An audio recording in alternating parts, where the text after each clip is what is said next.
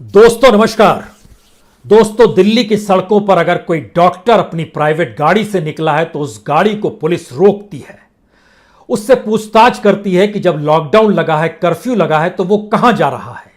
और जब वो अपनी पहचान को बतलाता है, आइडेंटिटी कार्ड दिखलाता है, तो उसे जाने दिया जाता है। ठीक इसी तरीके से अगर कोई मरीज को अस्पताल ले जा रहा है प्राइवेट गाड़ी में, तो भी उससे रोककर पूछताछ होती है। हवाला दिया जाता है लॉकडाउन का, हवाला दिया जाता है कर्फ्यू का, और हवाला दिया जाता है जब कोविड है, ऐसी अवस्था में वो क्यों निकला है। इतना ही नहीं, अगर किसी गाड़ी में ऑक्सीजन सिलेंडर है और अगर किसी गाड़ी में किसी का शव ही कोई अपनी प्राइवेट गाड़ी से शमशान घाट ले जा रहा है, तो भी उससे रोककर पुलिस पूछताछ जरूर करती है। और सारी परिस्थितियों को देखते समझते हुए, उनकी मुश्किल हालात को जानते हुए फिर उन्हें जाने की इजाजत दे देती है। लेकिन दिल्ली के भीतर सैकड़ों गाड़ियां ऐसी हैं जिनके शीशे पर एक स्टिकर चिपका हुआ है, और उस स्टिकर को देखकर कोई पुलिस वाला उस गाड़ी को रोकता नहीं है, क्योंकि वह स्टिकर मौजूदा वक्त में दिल्ली के भीतर पहचान है एसेंशियल सर्विस, यानी आवश्यक सेवा का। और यह एसेंशियल सर्विस है क्या? यह ना तो अस्पताल से जुड़ी हुई है, ना ऑक्सीजन सिलेंडर से, और ना ही शवों को ले जाने की परिस्थिति से जुड़ी है, और ना ही कोविड बीमारी या महामारी से लड़ने के दौरान जिस तरीके से जिन्हें जरूरत चाहिए उनके परिजन जो भटक रहे हैं उससे भी जुड़ी हुई नहीं है। यह एसेंशियल सर्विस जुड़ी हुई है सेंट्रल विस्टा प्रोजेक्ट से। जी, दिल्ली के बीचों बीच तकरीबन 3.5 किलोमीटर के रेंज में जो खुदाई चल रही है, जहां पर संसद भवन बननी है नई, जहां पर प्रधानमंत्री का घर बनना है नया, जहां पर उपराष्ट्रपति का घर बनना है नया, जहां पर सेंट्रल सेक्रेटरीट बनना है बिल्कुल नया, जहां पर अलग अलग तरीके से तमाम सांसदों के दफ्तरों का निर्माण होना है बिल्कुल नए तरीके से, और राजपथ से लेकर जनपद तक के भीतर, जमीन के भीतर भी एक नई परिस्थितियों के साथ लाइटनिंग होगी, पार्किंग की व्यवस्था होगी, शौचालय होगा, पानी होगा, फव्वारा होगा, हरी भरी स्थितियों को वहां पर निर्मित किया जाएगा। इन सारे प्रोजेक्ट्सों को सामने किसी भी हालत में 2022 और 2024 दो डेट के तहत पूरा करना है। तो इस वक्त इस देश के भीतर में यही एसेंशियल सर्विस है। अब इसे सबसे बड़ा सवाल यह है कि इसे रोकने की जरूरत है या नहीं है, और दूसरा बड़ा सवाल है कि सारे काम तो अपने तर्ज पर चलने चाहिए, फिर इसे रोका क्यों जाए। अस्पताल अपनी जगह है, इलाज अपनी जगह है, महामारी से संघर्ष अपनी जगह है, नई संसद भवन भी अपनी जगह है, और काम रोके तो नहीं जाते हैं। लेकिन हमें लगता है कि आज इस देश की परिस्थितियों के भीतर सेंट्रल विस्टा प्रोजेक्ट के उन मानदंडों को आप समझ लीजिए जिसके जरिए समझ पाएंगे कि इस देश की प्राथमिकता क्या है। क्योंकि सेंट्रल विस्टा प्रोजेक्ट के बीचों बीच एक संवैधानिक हॉल भी बनेगा, कॉन्स्टिट्यूशनल हॉल, जिसमें कॉन्स्टिट्यूशन की मूल प्रति रहेगी। और इतना ही नहीं, उसमें भारत के लोकतांत्रिक और संवैधानिक विकास की पूरी यात्रा दिखाई जाएगी। और सही मायने में जो हालात इस वक्त दिल्ली के भीतर हैं, जो हालात देश के भीतर हैं, उसमें लगता कुछ ऐसा ही है कि संविधान अब किताब की बात हो गई, या किताब की बात की जा रही है, उसे उसमें तब्दील कर दिया गया, उसमें लिखे शब्दों का महत्व खत्म कर दिया गया है। वी द पीपुल शब्द गायब हो गया है, यानी नागरिक शब्द गायब होने के बाद लोकतंत्र कैसे चलता है, सेंट्रल विस्टा प्रोजेक्ट इसका जीता जागता प्रमाण है। इस देश के भीतर में आईएमए कहता है, यानी इंडियन मेडिकल एसोसिएशन कहता है, हवा के भीतर में वायरस चल रहा है। स्थिति इतनी नाजुक है कि घरों में भी आपको मास्क लगा के रहना होगा, लेकिन खुले हवा के भीतर में सेंट्रल विस्टा प्रोजेक्ट के तहत मजदूर काम कर सकते हैं। दिल्ली पुलिस इजाजत देती है 180 गाड़ियों की कि इन्हें कोई नहीं रोकेगा, और जब यह जानकारी उनसे पूछी जाती है कि आपने इजाजत क्यों दे दी, तो वह जानकारी देते हैं कि जो डिजास्टर मैनेजमेंट है उसके नियम कायदे कहते हैं कि अगर कोई निर्माण हो रहा है और निर्माण स्थल पे ही मजदूर रहता है तो फिर उसे रोका नहीं जा सकता है। तो हमने इजाजत दे दी, लेकिन जब इजाजत मांगी गई तो उस इजाजत पत्र में इस बात का जिक्र था कि दरअसल एक बस भी जाएगी और कई बसें जाएंगी जो मजदूरों को अलग अलग जगहों से लेकर आएगी, और यह निर्माण कार्य बहुत जरूरी है देश के लिए, तो आप इसमें इनको एक नो ऑब्जेक्शन दे दीजिए। उन्होंने नो ऑब्जेक्शन दे दिया।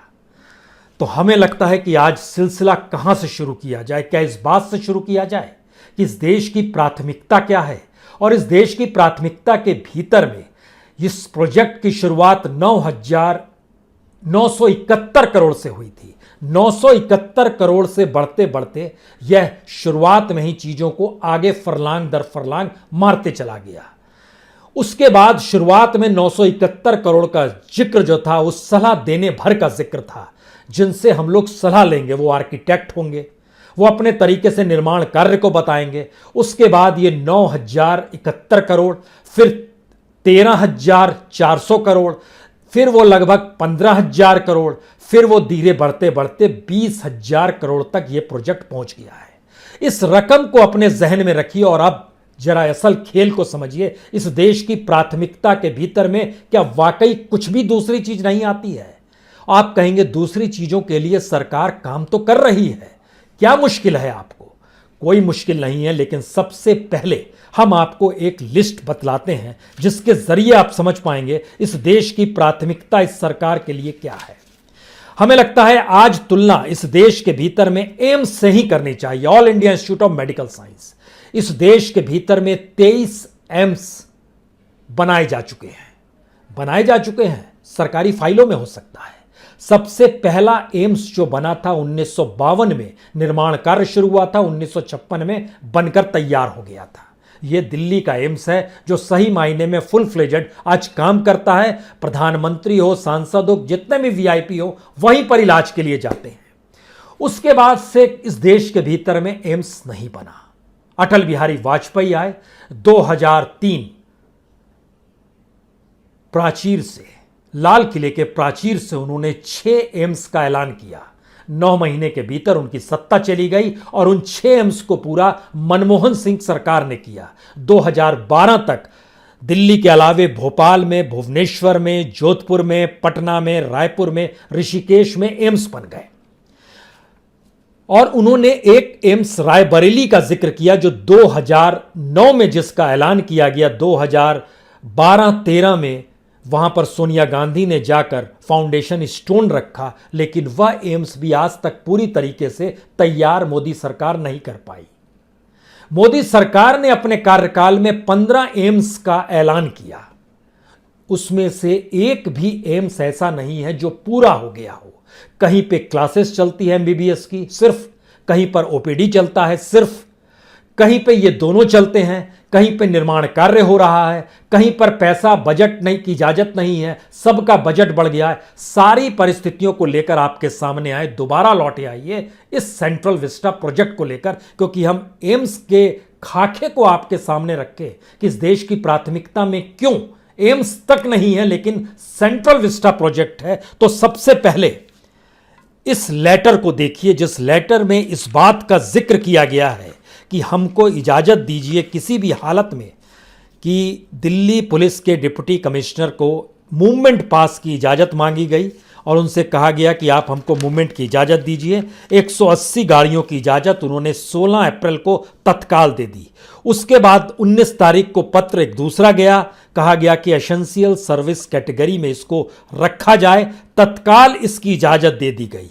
तो इन 2 पत्रों को पहले देख लीजिए और उसके बाद हम आपके सामने असल तथ्यों को रखना शुरू करेंगे, जिससे आप समझ पाएंगे इस देश की प्राथमिकता के भीतर में सेंट्रल विस्टा है, इलाज नहीं है, मरीज नहीं है, नागरिक नहीं है, एम्स नहीं है, ऑक्सीजन नहीं है, वैक्सीन नहीं है, मेडिसिन नहीं है। जरा पहले इस लेटर को देखिए। यह 16 अप्रैल को लिखा हुआ पत्र है मूवमेंट पास के लिए, और इसमें बकायदा इजाजत मांगी गई है कि बस सराय काले खां से मजदूरों को लाने और ले जाने की इजाजत चाहिए। रात में भी काम होगा, वीकेंड में भी काम होगा, जिस वक्त लॉकडाउन या कर्फ्यू लगा रहेगा। और इसके बाद दूसरे पत्र को देखिए जिसमें एसेंशियल सर्विस में तब्दील करने के लिए इजाजत ली गई, और पहला यह पत्र है जिसकी इजाजत 30 अप्रैल तक के लिए दे दी गई।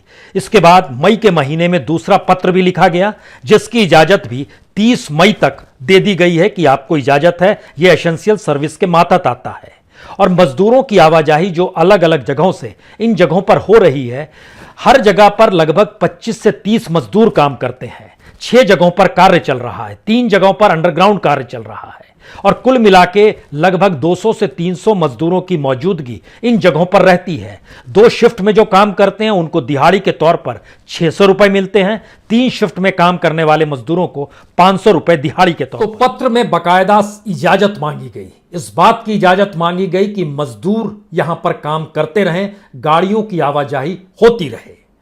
और जब हमने जानकारी हासिल की कि यहां पर कितनी बड़ी तादाद में मजदूर काम करते हैं, उनको कितना पैसा दिया जाता है, तो प्रतिदिन 500 और 600 रुपए 2 कैटेगरी हैं जहां पर मजदूरों को प्रतिदिन वेतन मिलता है। प्रतिदिन यानी दिहाड़ी के तौर पर उन्हें रखा गया। और जो मजदूर देश के अलग अलग हिस्सों में, इसमें बंगाल के मजदूर भी हैं, जौनपुर, खासतौर से उत्तर प्रदेश में जौनपुर, इलाहाबाद, आजमगढ़ यहां के मजदूर काम करते हैं। मध्य प्रदेश के टीकमगढ़ से मजदूर काम यहां पर करते हैं। और ये पूरा जो है CPWD यानी सेंट्रल पब्लिक वर्क डिपार्टमेंट के मातहत ये काम चल रहा है। इसमें जिन्हें इजाजत दी गई है उसमें HCP design planning and management है। ये दरअसल आर्किटेक्चर जिन्होंने क्रिएट किया है, जो इस प्रोजेक्ट से जुड़े हैं, उनके अधिकारियों को इजाजत है यहां आने जाने की। MTNL के वर्कर्स जो अंडरग्राउंड वायर्स निकाल रहे हैं, डाल रहे हैं, उनके वर्कर्स को यहां पर इजाजत है आने जाने की। कुल मिलाके 500 वर्कर्स की आवाजाही यहां पर लगातार बनी रहती है और ये 12 घंटे की शिफ्ट होती है जो काम करते हैं। और इस दौर में जब लॉकडाउन की परिस्थितियां आ गई तो कुछ मजदूर जरूर कम हो गए, लेकिन लगभग 3 किलोमीटर से ज्यादा का जो पूरा दिल्ली के बीचों बीच स्ट्रेस है, उसमें जो काम हो रहा है वो जमीन के ऊपर भी काम हो रहा है और जमीन के नीचे भी काम हो रहा है। इन सब के बीच IMA ने एक लेटर सरकार को लिखा। उन्होंने कहा कि जो छोटे और मध्यम अस्पताल हैं वहां पर वैक्सीन नहीं है, यह प्राथमिकता आपकी होनी चाहिए। सरकार ने इस पर कोई जवाब नहीं दिया। उन्होंने बताया कि जो हवा में वायरस फैल गया है उससे दिल्ली की सड़कों पर निकलने वाले लोगों को कोविड हो सकता है और आपने जब लॉकडाउन लगाया है तो मजदूरों की आवाजाही नहीं होनी चाहिए। सरकार की तरफ से कोई जवाब नहीं आया। घर में भी मास्क लगा पाने की परिस्थितियों तक का जिक्र किया और IMA ने अपने तौर पर, जिनके साथ इस देश के तकरीबन 3.5 लाख डॉक्टर्स जुड़े हुए हैं, उन्होंने जानकारी दी कि पहली वेव में तकरीबन IMA से जुड़े हुए 756 डॉक्टरों की मौत हुई थी। आप तब भी नहीं चेते थे और इस वक्त 146 डॉक्टरों की मौत सेकंड वेव में हो गई है, आप फिर भी नहीं चेत पा रहे हैं। इतना ही नहीं, उन्होंने इस बात की भी जानकारी दी कि एक्चुअल डेथ्स जो हो रही है वो ज्यादा इसलिए है क्योंकि आपने जिस तरीके की व्यवस्था कर रखी है, जो कोविड के तहत मरेगा उसमें परिजन उसे देख नहीं सकते हैं, मिल नहीं सकते हैं, उनके लिए बड़ी मुश्किल है शमशान घाट तक ले जाने में, शमशान घाट में अंतिम संस्कार करने तक की मुश्किल है। लेकिन बाकी जगहों पर जो सेंट्रल विस्टा प्रोजेक्ट काम कर रहा है वहां पर कोई मुश्किल नहीं है क्योंकि वह एसेंशियल सर्विस में है। ये सारी चीजें एसेंशियल सर्विस में डालकर और लोगों के अनुकूल परिस्थितियां आपने पैदा नहीं की हैं, तो इसलिए जितनी मौतें हो रही है उसका सही आंकड़ा भी आपको पता नहीं है। इतना ही नहीं, अब यह किस रूप में गांवों तक फैल गया है और अलग अलग राज्यों के ग्रामीण इलाकों की परिस्थितियां नाजुक हैं, आपको इस पर ध्यान देना चाहिए। लेकिन सेंट्रल विस्टा एसेंशियल सर्विस में आता है। सुप्रीम कोर्ट ने अपने तौर पर मना कर दिया, हम सुनवाई नहीं करेंगे। हाई कोर्ट कल सुनवाई करने वाला है, तो हमें लगता है हाई कोर्ट अब इन परिस्थितियों को समझने की इसलिए भी कोशिश करेगा कि हमारी देश की प्राथमिकता क्या है। आपको यहां पर एक जानकारी और दे दे, उत्तर प्रदेश में MBBS के जो 4th ईयर के जो छात्र, जो फाइनल ईयर के छात्र हैं, वह अब कोविड के बीच में काम करने की उनको इजाजत है और उनका एक मानदेय भी तय किया है सरकार ने। वो मानदेय है 300 रुपए। सेंट्रल विस्टा में काम करने वाले मजदूरों का मानदेय है, प्रतिदिन दिहाड़ी है 600 रुपए। सब कॉन्ट्रैक्टर कितना ले जाता होगा, कौन कितना ले जाता होगा, यह महत्वपूर्ण नहीं है। महत्वपूर्ण है कि इस देश में जो कल डॉक्टर बनेगा उसको आप इस महामारी के दौर में काम करने के लिए प्रतिदिन 300 दे रहे हैं, सेंट्रल विस्टा में 600 दे रहे हैं। दोबारा लौटिए इसी प्रोजेक्ट को लेकर जो सेंट्रल विस्टा का प्रोजेक्ट है। इस प्रोजेक्ट को जैसे ही आप देखना शुरू कीजिएगा आपके जहन में कई सवाल निकल कर आएंगे कि इतने मजदूर जब काम कर रहे हैं, इसमें इंजीनियर भी हैं, कॉन्ट्रैक्टर भी है और मजदूर भी हैं। ये सभी दिल्ली के 4 इलाकों से आते हैं, जिन्हें बाकायदा बस लेने जाती है, लेकर आती है। कुछ बड़े अधिकारी जनपद के नज़दीक जो कुछ होटल्स है वहां पर रुके हुए हैं, लेकिन बाकी जगहों की जो हमें जानकारी मिली, इसमें अलग अलग जगहों पर जो लोग रुके हुए हैं, उसमें खास तौर से सराय काले खां है, जो कि इस निर्माण स्थल से तकरीबन 7.5-8 किलोमीटर की दूरी पर है। करोलबाग का इलाका है, जहां पर कुछ मजदूर और कुछ इंजीनियर्स रह रहे हैं, वो तकरीबन 8 किलोमीटर की दूरी पर है। निजामुद्दीन का इलाका है, जहां से 5 किलोमीटर की दूरी पर निर्माण स्थल है, जहां पर काम चल रहा है। कीर्ति नगर और पुरानी दिल्ली, इन 2 जगहों पर भी मजदूर को मजदूर, कीर्ति नगर, मोती नगर, रमेश नगर, इन इलाकों में भी मजदूर रहते हैं, जहां से इनको लाया जाता है और इसके अलावे पुरानी दिल्ली से लाया जाता है।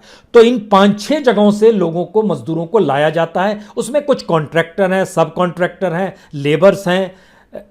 ये सारे लोगों की आवाजाही लगातार चलती है। इनके लिए जो भोजन पानी की व्यवस्था होती है, वह भी गाड़ियों से आवाजाही की जाती है।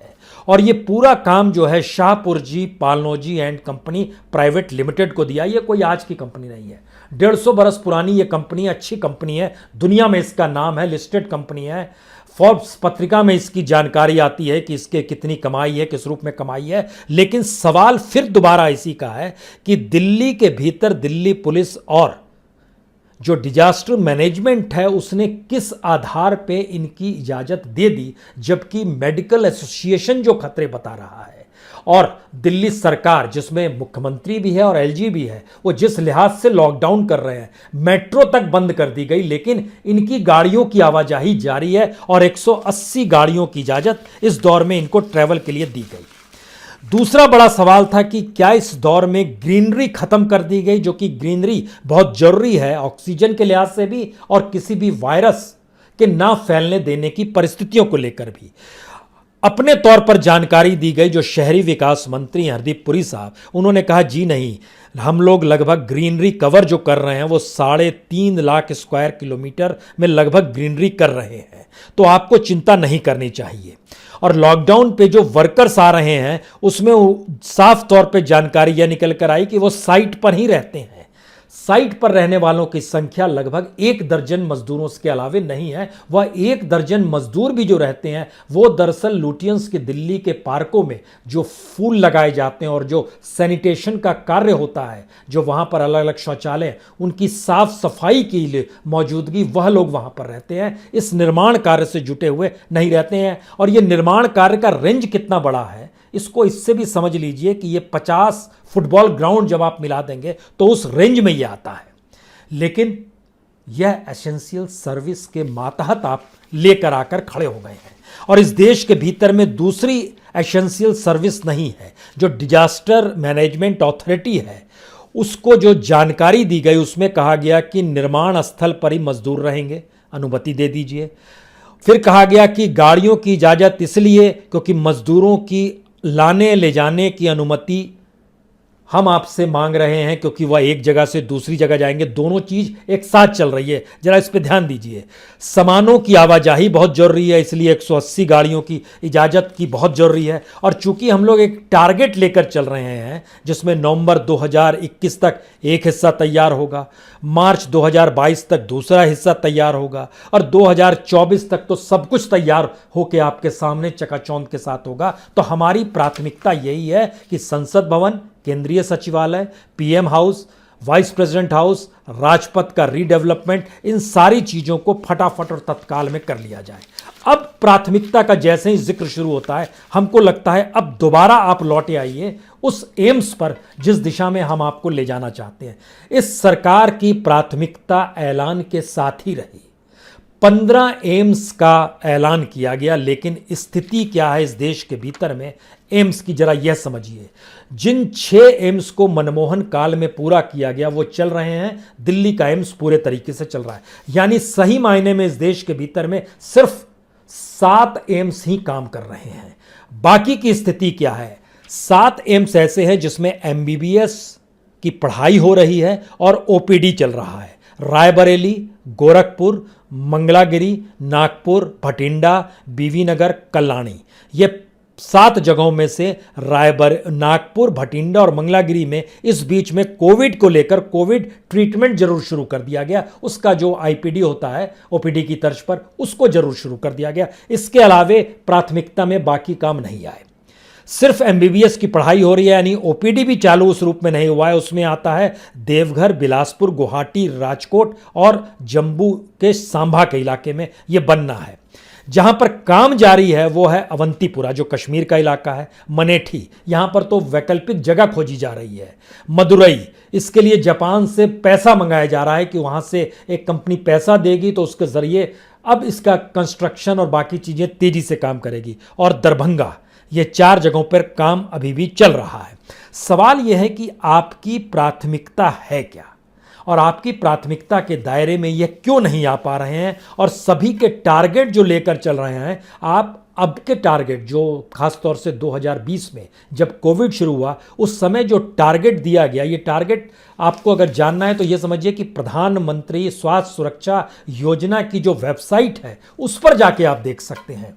रायबरेली का टारगेट दिसंबर 2020, अभी भी काम अधूरा है। मंगलागिरी, जो कि आंध्र प्रदेश में आता है, जून 2021, अभी तक पूरा नहीं हुआ है। नागपुर, जून 2021, पूरा काम नहीं हुआ है। कल्याणी, जो कि वेस्ट बंगाल में आता है, जून 2021। भटिंडा, पंजाब में 2021 जून, ये सब टारगेट है। गुवाहाटी 2022 का टारगेट है। तो गोरखपुर 2021 जून का टारगेट है, जब पूरा एम्स तैयार हो जाएगा।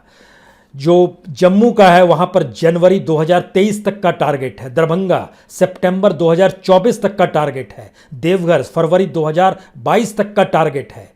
राजकोट अक्टूबर 2022 तक का टारगेट है। बीवी नगर सितंबर 2022 तक का टारगेट है। फरवरी 2023 तक का टारगेट हरियाणा के मनेठी तक का रखा गया है। सवाल है कि जिस दौर में बीते 1 बरस में इस देश में सिर्फ इलाज की जरूरत है, सिर्फ दवाई की जरूरत है, सिर्फ वेंटिलेटर की जरूरत है, सिर्फ बेड की जरूरत है, सिर्फ ऑक्सीजन की जरूरत है, हमारी प्राथमिकता वहां से शिफ्ट हो गई। हमने सिर्फ एम्स की स्थिति को बताया है आपको, क्योंकि इसमें से इस 15 एम्स जहां पर काम चल रहा है उसमें 4 एम्स ऐसे हैं जिसके लिए पैसा सरकार के पास अभी है नहीं। 7 एम्स ऐसे हैं जहां पर पैसा दिया गया है लेकिन काम अभी भी पूरा नहीं हो पा रहा है, लेकिन पूरा पैसा नहीं दिया गया है, और इस बीच में चूंकि लगातार विलंब होते चला जा रहा है तो वह लगातार बढ़ते चला जा रहा है, उसका जो पैसा खर्च होना है। तो जब आप इन स्थितियों में आते हैं तो आपके भीतर फिर एक सवाल आएगा, यह सेंट्रल विस्टा की जरूरत क्यों पड़ी?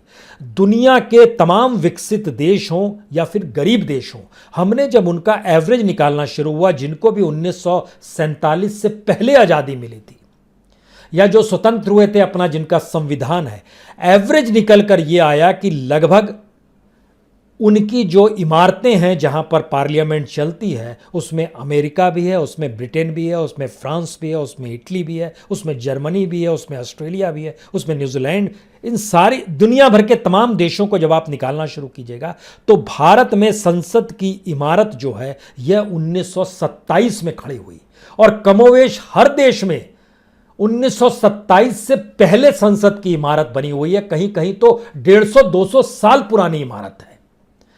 लेकिन हमें लगता है कि हमारी इमारत पुरानी हो गई, हमें चकाचौंध दिखलाना है, बताना है, और इस नई इमारत का खर्चा कितना होगा, ये जो शुरू हुआ था कि अब 20,000 करोड़ तक पहुंच गया, तो ये 971 करोड़ से जो खेल शुरू हुआ था ये बढ़ते बढ़ते जब 20,000 करोड़ तक पहुंच गया है, तो हमें लगता है कि ब्रिटिश काल में अगर चले जाइएगा, 1921 में जब जॉर्ज पंचम ने यह डिसीजन लिया कि भारत की राजधानी अब कोलकाता से दिल्ली शिफ्ट की जाए, उसके बाद ही ये लुटियंस की दिल्ली तैयार हुई। और पहले तो कहा जा रहा था कि शाहजहानाबाद में बनाएंगे, लेकिन उस वक्त के जो आर्किटेक्ट थे ब्रिटानी, जिसमें लुटियंस का नाम आता है, एडवर्ड लुटियंस थे, हार्वर्ड बेकर थे, इन्होंने रायसीना हिल्स को चुना। वही रायसीना हिल्स जहां पर अभी खुदाई हो रही है, वही राजपथ का इलाका जो उस समय हिल्स का हिस्सा था जहां अभी खुदाई हो रही है, उसको लेकर उस समय बजट रखा गया था 82.6 लाख, जो 83 लाख में पूरा हो गया, और इसको 6 साल का टारगेट था, 6 साल में पूरा किया गया।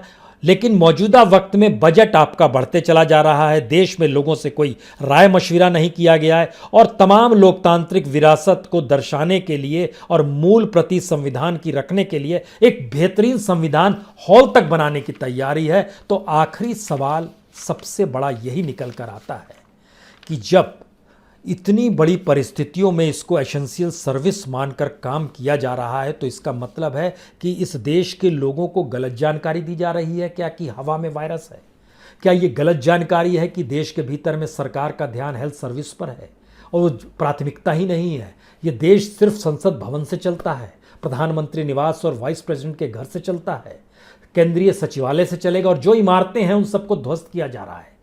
तो क्या ऐसा तो नहीं है कि इन सारी परिस्थितियों को इसलिए क्योंकि सारे देश के काम ठप हो जाएं और एक नई परिस्थितियों के साथ दिल्ली जगमग करते हुए 2022 के बाद नजर आए और ये लॉकडाउन, ये वायरस और ये तमाम मुश्किल हालात इस देश के सामने 2022 तक तब तक बने रहेंगे जब तक ये एसेंशियल सर्विस का कार्य पूरा ना हो जाएगा। ये परिस्थिति हमें इसलिए बेचैन करती है क्योंकि सरकार की प्राथमिकता में ब्लैक मार्केटिंग रोकना नहीं है, सरकार की प्राथमिकता में जमाखोरी रोकना नहीं है। कालाबाजारी, जमाखोरी ऑक्सीजन सिलेंडर से लेकर मेडिसिन की हो रही है। डेथ की परिस्थितियां और डेथ वायरस से नहीं हो रही है, थोड़ा इसको समझिए। डिजीज से कम हो रही है, इंफ्रास्ट्रक्चर से की कमी से ज्यादा हो रही है। यानी हमारे पास हेल्थ सर्विस का एक बेसिक इंफ्रास्ट्रक्चर तक नहीं है, लेकिन हम उस इंफ्रास्ट्रक्चर की तरफ जा रहे हैं जो इस लोकतंत्र और संविधान को एक हॉल में सीमित करके रख दे। इस परिस्थिति में यह देश फंसा हुआ है क्या? तो जाहिर है अगर हमारा हेल्थ का बजट, आईएमए ने आखिरी बार कहा, अपने पत्र के आखिरी लाइन लिखी, हेल्थ बजट जीडीपी का 1% है, वह हेल्थ बजट कम से कम 8 से 10% होना चाहिए।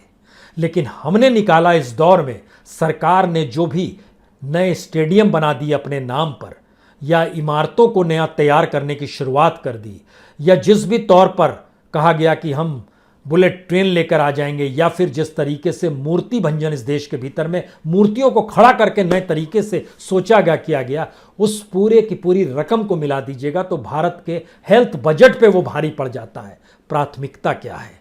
लोगों की जरूरत मेडिकल है, लोगों की जरूरत हेल्थ सर्विस है, सरकार की जरूरत सेंट्रल विस्टा है। यही है इस देश का अनूठा सच।